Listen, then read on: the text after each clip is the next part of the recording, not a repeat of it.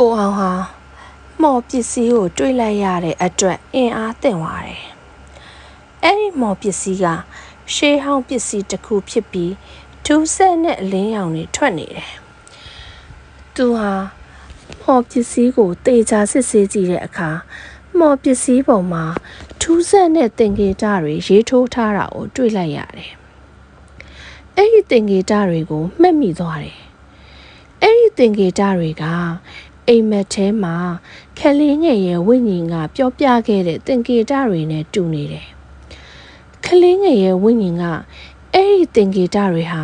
မော်ဆရာရဲ့အားနည်းချက်ကိုဖော်ပြတဲ့သင်္ကေတတွေဖြစ်တယ်လို့ပြောပြခဲ့တယ်။ကိုအောင်ဟာမော်ပစ္စည်းကိုဖျက်ဆီးဖို့ဆုံးဖြတ်လိုက်တယ်။ဒါပေမဲ့မော်ပစ္စည်းကိုဖျက်ဆီးဖို့မလွယ်ကူဘူး။သူဟာမော်ပစ္စည်းကိုရိုက်ခွဲဖို့ကြိုးစားပေမဲ့မရခဲ့ဘူး။မော်ပစ္စည်းဟာအလွန်မာကျောပြီးဘလို့မှပျက်စီးမသွားဘူး။မော်ပစ္စည်းကိုဖျက်ဆီးဖို့မော်ပညာကိုအသုံးပြုဖို့ဆုံးဖြတ်လိုက်တယ်။သူဟာခလေးငယ်ရဲ့ဝိညာဉ်ကတင်ကြားပေးခဲ့တဲ့မော်စာလုံးတွေကိုရွတ်ဖတ်ပြီးမော်ပစ္စည်းကိုဖျက်ဆီးဖို့ကြိုးစားခဲ့တယ်။မော်ပစ္စည်းဟာတဖြည်းဖြည်းနဲ့အလင်းရောင်တွေမှိန်သွားပြီးပျက်စီးသွားတယ်။မော်ပစ္စည်းပျက်စီးသွားတာနဲ့တင်ချိုင်းတစ်ခုလုံးဟာလည်းတုန်ခါသွားပြီးမဲမောင်တဲ့အရိပ်တစ်ခုပေါ်လာတယ်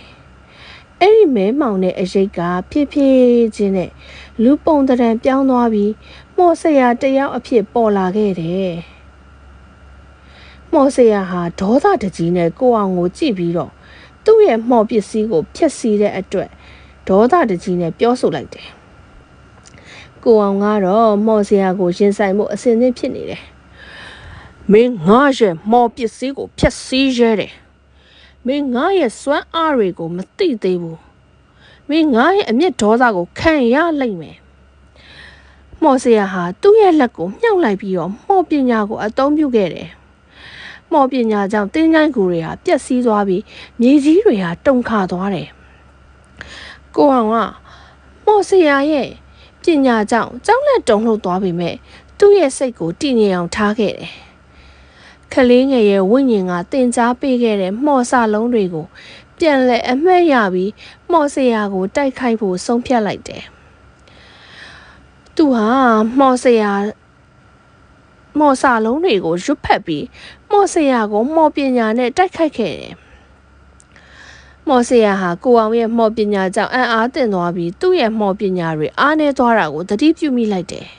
။ဒေါသတကြီးနဲ့ကိုအောင်ကိုတိုက်ခိုက်ဖို့ကြိုးစားခဲ့ပေမဲ့ကိုအောင်ရဲ့မော်ပညာကြောင့်မအောင်မြင်ခဲ့ဘူး။ကိုအောင်ဟာမော်ဆရာရဲ့အားနည်းချက်ကိုတွေ့ရှိခဲ့ပြီးမော်ဆရာကိုအနိုင်ယူဖို့အခွင့်အရေးရရှိခဲ့တယ်။မော်ဆရာရဲ့အားနည်းချက်ကိုထိုးနှက်ပြီးမော်ဆရာကိုဖျက်ဆီးနိုင်ခဲ့တယ်။မော်ဆရာကြီးပျက်စီးသွားတာနဲ့အမျှတင်းချိုင်းတစ်ခုလုံးဟာလည်းငြိမ်သက်သွားပြီးတော့မဲမောင်တဲ့အရိပ်တွေဟာလည်းပျောက်ကွယ်သွားခဲ့တယ်။ခလေးငယ်ရဲ့ဝိညာဉ်ကတော့ကိုအောင်ကိုကျေးဇူးတင်ပြီးအလင်းရောင်တဲကိုပျောက်ကွယ်သွားတယ်။ကိုအောင်ဟာ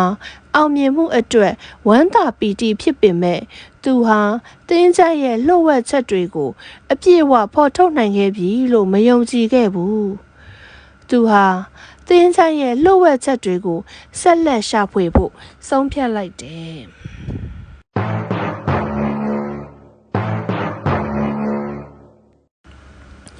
။ဒါပေမဲ့တယောက်တည်းရှာဖွေဖို့ခက်ခဲတဲ့အတွက်သူ့ရဲ့မိတ်ဆွေကိုထွန်းကိုအကူအညီတောင်းမှုဆုံးဖြတ်လိုက်တယ်။ကိုထွန်းဟာကိုအောင်ရဲ့ငယ်တငယ်ချင်းဖြစ်ပြီးတော့တင်းချိုင်းရဲ့တမိုင်းချောင်းကိုလည်းကောင်းကောင်းသိတဲ့သူတစ်ယောက်ပဲ။သူဟာတင်းချိုင်းအလီးမှနေထိုင်ပြီးရှေးဟောင်းပစ္စည်းတွေကိုစုဆောင်းရတာဝါသနာပါသူတစ်ယောက်လည်းဖြစ်တယ်။ကိုအောင်ဟာကိုထွန်းကိုသူ့ရဲ့တွေးရှိချက်တွေနဲ့မှော်ဆရာအကြောင်းကိုပြောပြလိုက်တယ်။ကိုထွန်းဟာကိုအောင်ရဲ့ပြောပြချက်တွေကိုနားထောင်ပြီးအံ့အားသင့်သွားတယ်။တင်းချိုင်းရဲ့တမိုင်းချောင်းမှာမော်ဆရာတယောက်ရှိခဲ့တယ်ဆိုတာကိုကြားဘူးပေမဲ့အဲ့ဒီအကြောင်းကိုသိချမသိခဲ့ဘူးတဲ့။ကိုအောင်ကိုကူညီဖို့သဘောတူပြီးတော့တင်းချိုင်းရဲ့လှုပ်ဝက်ချက်တွေကိုအတူတူရှာဖွေဖို့ကိုထွန်းကဆုံးဖြတ်လိုက်တယ်။သူတို့နှစ်ယောက်ကတင်းချိုင်းကိုအတူတူစစ်ဆေးဖို့စတင်လိုက်တယ်။ တင်းချိုင်းကူတွေကိုတစ်ခုပြီးတစ်ခုလိုက်ကြည့်ပြီးထူးဆန်းတဲ့အရာတွေကိုရှာဖွေခဲ့တယ်။သူတို့ဟာရှေးဟောင်းပစ္စည်းတွေကိုရှာဖွေပြီးတင်းချိုင်းရဲ့တမိုင်းကြောင်းနဲ့ဆက်နွယ်နေတဲ့အရာတွေကိုလည်းရှာဖွေခဲ့တယ်။တင်းချိုင်းကူတစ်ခုရဲ့အောက်ခြေမှာလှုပ်ဝက်အခန်းတစ်ခုကိုလည်းတွေ့ရှိခဲ့တယ်။အဲ့ဒီလှုပ်ဝက်အခန်းထဲမှာရှေးဟောင်းစာအုပ်တွေနဲ့မော်ပစ္စည်းတွေကိုလည်းတွေ့ရှိလိုက်ပြန်ရော။သူတို့ဟာအဲ့ဒီစာအုပ်တွေကိုဖတ်ရှုပြီးတော့မော်ပစ္စည်းတွေကိုစစ်ဆေးခဲ့တယ်။စာအုပ်တွေထဲမှာမော်ဆရာရဲ့မော်ပညာတွေနဲ့တမိုင်းရဲ့တင်းချိုင်းရဲ့တမိုင်းကြောင်းတွေရဲ့အကြောင်းတွေကိုရေးသားထားတာကိုလည်းတွေ့ရှိတယ်။မော်ပစ္စည်းတွေကတော့မော်ဆရာရဲ့မော်ပညာကိုအသုံးပြုခဲ့တဲ့ပစ္စည်းတွေဖြစ်တယ်။သူတို့ကအဲ့ဒီအချက်လက်တွေကိုအသုံးပြုပြီးတင်းချိုင်းရဲ့လှုပ်ဝက်ချက်တွေကိုဖော်ထုတ်ဖို့ကြိုးစားခဲ့တယ်။စာအုပ်တွေထဲမှာမောင်ဖြိုးဆိုတဲ့ခက်လေးငယ်အကြောင်းကိုတွေ့ရှိခဲ့တယ်။မောင်ဖြိုးဟာမော်ဆရာရဲ့ရစ်ကောင်တွေထဲကတစ်ယောက်ဖြစ်ပြီးမော်ဆရာရဲ့မော်ပညာကိုအသုံးပြုဖို့တက်ဖြတ်ခံခဲ့ရတယ်။သူတို့ဟာမောင်ဖြိုးရဲ့ဝိညာဉ်ကိုလွတ်မြောက်စေဖို့နဲ့မော်ဆရာရဲ့မော်ပညာတွေကိုဖျက်ဆီးဖို့ဆုံးဖြတ်လိုက်တယ်။မော်ဆရာရဲ့မော်ပညာတွေကိုဖျက်ဆီးဖို့မော်စာလုံးတွေကိုရှာဖွေခဲ့တယ်။အဲဒီစာအုပ်တွေထဲမှာမော်စာလုံးတွေကိုတွေ့ရှိခဲ့ပြီးအဲဒီစာလုံးတွေကိုအသုံးပြုပြီးတော့ဖျက်ဆီးဖို့ကြိုးစားခဲ့လိုက်တယ်။မော်စာလုံးတွေကိုရွတ်ဖတ်ပြီးမော်ပစ္စည်းတွေကိုသူတို့ဖျက်ဆီးလိုက်ခဲ့တယ်။မော်ပစ္စည်းတွေပျက်စီးသွားတာနဲ့အမျှတင်းချိုင်းတစ်ခုလုံးဟာလည်းတုန်ခါသွားပြီးမဲမောင်တဲ့အရိပ်တွေဟာလည်းပျောက်ကွယ်သွားခဲ့တယ်။မောင်ဖြိုးရဲ့ဝိညာဉ်ဟာလွတ်မြောက်သွားပြီးအလင်းရောင်ထဲကိုပျောက်ကွယ်သွားခဲ့တယ်။ကိုအောင်နဲ့ကိုထွန်းတို့ဟာအောင်မြင်မှုအတွက်ဝမ်းသာပီတိဖြစ်ပေမဲ့သူတို့ဟာတင်းချိုင်းရဲ့လှုပ်ဝက်ချက်တွေကိုအပြည့်အဝဖော်ထုတ်နိုင်ခဲ့ပြီလို့မယုံကြည်ခဲ့ဘူး။တင်းချိုင်းရဲ့လှုပ်ဝက်ချက်တွေကိုဆက်လက်ရှာဖွေဖို့လည်းဆုံးဖြတ်လိုက်ကြတယ်။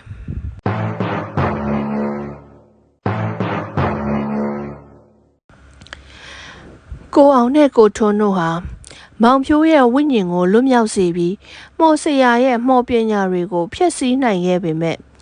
တင်းချိုင်းရဲ့လှုပ်ဝက်ချက်တွေအပြည့်အဝမပြီးဆုံးသေးဘူးလို့ခံစားနေရတယ်။သူတို့ဟာလှုပ်ဝက်အခန်းထဲကစာအုပ်တွေကိုဆက်လက်လေ့လာရင်းတင်းချိုင်းရဲ့တမိုင်းကြောင်းမှာမဖြေရှင်းနိုင်သေးတဲ့လူသက်မှုတွေအများကြီးရှိတာကိုတွေ့ရှိခဲ့တယ်။ထိုးဆန်းပြီးမဖြေရှင်းနိုင်တဲ့အမှုတွေဖြစ်ကြောင်းကိုလည်းမှတ်တမ်းတွေမှာဖော်ပြထားတယ်။ဒီကိစ္စတွေဟာတင်းချိုင်းနဲ့ဆက်နွယ်နေတယ်လို့သူတို့ကတန်တရားရှိခဲ့ကြတယ်။သူတို့ဟာအဲဒီကိစ္စတွေနဲ့ပတ်သက်ပြီးဒေတာခံတက်ကြီးရွယ်အိုတွေစီကနေအချက်လက်တွေကိုထပ်ပြီးတော့စုံစမ်းမေးမြန်းခဲ့ကြတယ်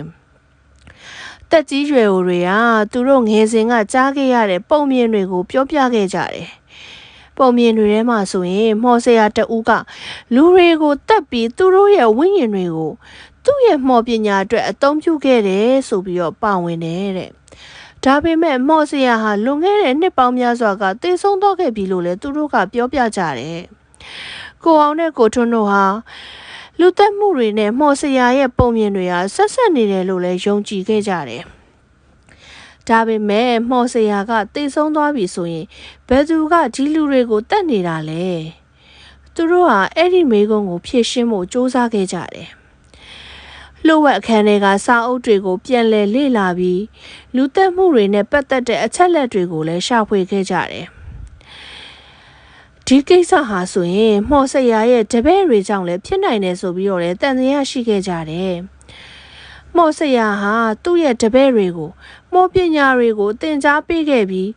သူတို့တွေကမော်ဆရာရဲ့ရည်ရွယ်ချက်တွေကိုဆက်လက်ပြီးတော့လှုပ်ဆောင်နေနိုင်တယ်လို့လည်းခန့်မှန်းကြတယ်။မော်ဆရာရဲ့တပည့်တွေကိုရှာဖွေဖို့သူတို့နှစ်ဦးဟာဆုံးဖြတ်ခဲ့ကြတယ်။ဒါပေမဲ့မော်ဆရာရဲ့တပည့်တွေဟာဘယ်သူတွေဆိုတာကိုသူတို့ကမသိကြဘူး။ဒေသခံတွေစီကအကူအညီရဖို့မျှော်လင့်ခဲ့ကြတယ်။ဒေသခံတွေကိုမော်ဆရာရဲ့တပည့်တွေအကြောင်းမေးမြန်းပြန်တယ်။ဒေသခံတွေကတော့သူတို့ငယ်စဉ်ကကြားခဲ့ရတဲ့ပုံမြင်တွေကိုပဲပြန်ပြောခဲ့တယ်။ ပုံမြင်ထဲမှာဆိုရင်မော်ဆရာရဲ့တပည့်တွေကလူတွေကိုတတ်ပြီးသူတို့ရဲ့ဝိညာဉ်တွေကိုမော်ဆရာကိုပေးဆက်ခဲ့တယ်လို့လည်းပါဝင်တယ်။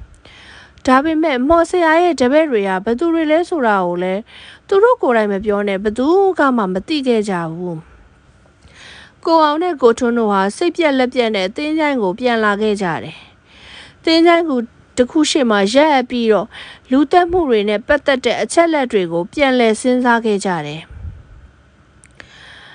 ရုတ်တရက်ကိုထွန်းဟာအရေးကြီးတဲ့အချက်တစ်ခုကိုသတိရသွားတယ်။လူဝက်အခန်းထဲကစာအုပ်တအုပ်ကိုညွှန်ပြပြီးအဲ့ဒီစာအုပ်ထဲမှာမော်ဆရာရဲ့တပည့်တွေရဲ့နာမည်တွေပါနိုင်တယ်လို့လည်းပြောပြခဲ့တယ်။အဲ့ဒါနဲ့သူတို့နှစ်ဦးဟာစာအုပ်ကိုဖွင့်ပြီးတော့မော်ဆရာရဲ့တပည့်တွေရဲ့နာမည်တွေကိုဖတ်ရှုခဲ့ကြတယ်။သူတို့ဟာမော်ဆရာရဲ့တပည့်တွေရဲ့နာမည်တွေကိုသိရှိသွားကြတယ်။အဲ့ဒီတပည့်တွေကိုရှာဖွေဖို့ဆုံးဖြတ်လိုက်ကြတယ်။